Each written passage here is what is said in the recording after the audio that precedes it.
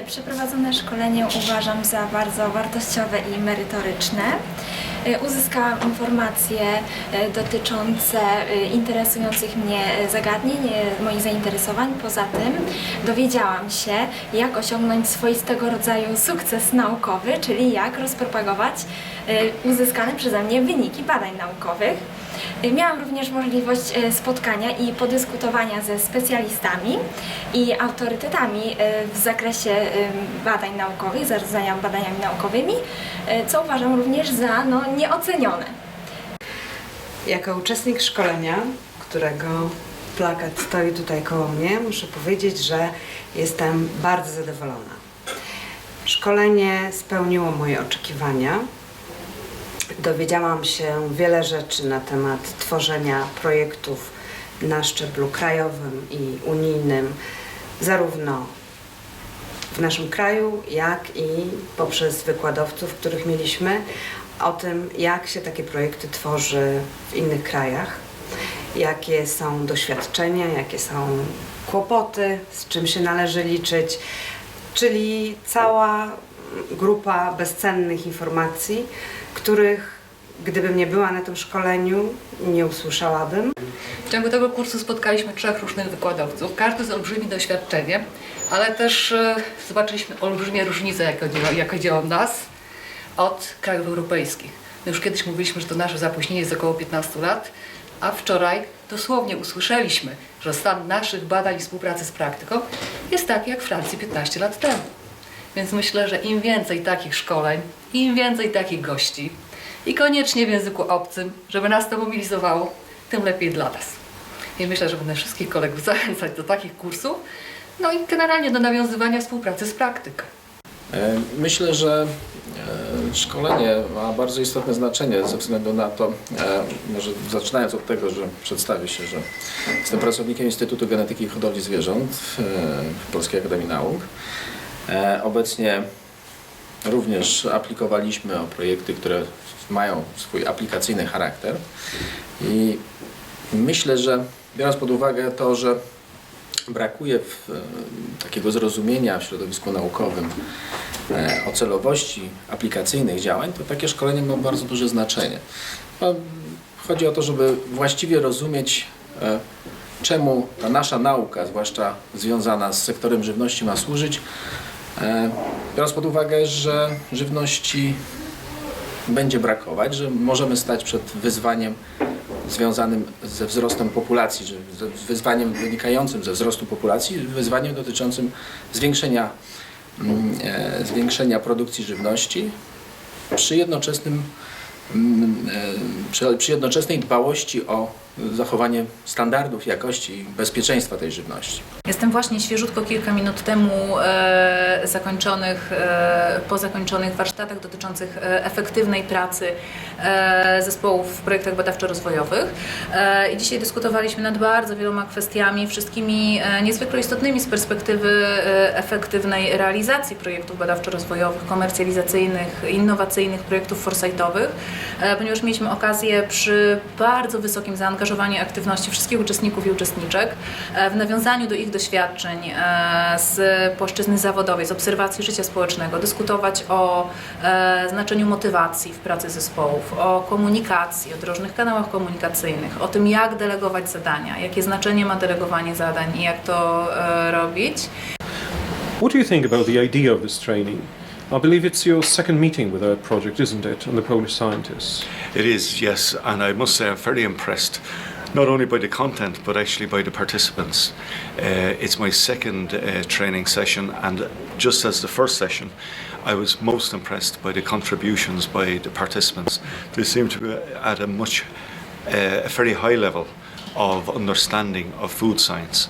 However, I do think it's very valuable exercise because it will help the participants to translate technologies beyond the laboratory.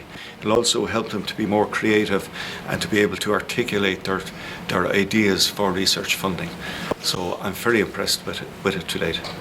Speaking of research funding and research as such, do you have any experience in working with Polish scientists in your career?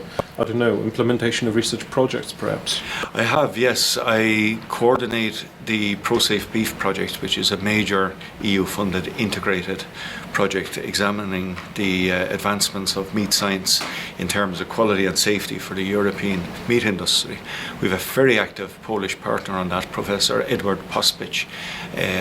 He's a friend of mine, he's based in Poznan, and him and his team are excellent scientists, and their contribution to the program has been outstanding.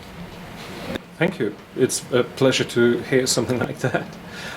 Please tell us which of the subjects that were mentioned during this day was the most interesting and useful for this group? Oh, by far, once I touched on the processes within technology transfer, certainly aroused great debate. But even more than that, when it was suggested that it is the researchers' responsibilities to carry out the technology transfer of their research outputs, it really sparked a heated debate, highly constructive, well rewarding, and it gave everyone a full understanding of where people are coming from. It's not just an issue of concern in the Polish scientific community, but also the European community in general. So I'm not surprised that it did spark such a debate. It's a debate that the Commissioner, Maura Geoghegan-Quinn, is having with the implementation of Horizon 2020, and we're having ourselves back in Ireland. What do you think about the idea of this training? It's your second meeting within our project and Polish scientists. Tell us about your impressions. I think this type of training is very important for scientists, because science is changing a lot in its ways to manage projects. So now scientists have to justify their activity more than in the past. So it's very important to justify in a transparent way all the research activity. So this training is very important for that. It's important in Poland as well, it's important in France and in other countries as well. Thank you. Do you have any experience in collaborating with Polish scientists in your career, for example, in the implementation of research projects? Yes, we have a collaborative project with the Polish Beef Association and Australian partners as well. So it's a three-party collaboration between France, Poland and Australia. And because we have different cultures, different ways of working, we need a formal agreement and common rules and transparent rules to work together. So it's very important to follow the rules of the project management and the project preparation, management and controlling system, to be very transparent with the colleagues from Poland, France and Australia. Tell us which topic, in your opinion, was the most interesting and necessary for this group. I think that now scientists are quite well aware of the project management and the project reporting, but it's more difficult in the first phases to prepare the project, I mean to initiate the project. So you have important phases to define the overall strategy to which the different projects should answer. So once the strategy is well established, well understood by everybody, it's quite easier to decline this strategy into specific projects. So the first phase, to have different people who collaborate together, who speak together, who speak the same language, who understand each other, it's very important. So in my presentation, I spent a lot of time on this first phase.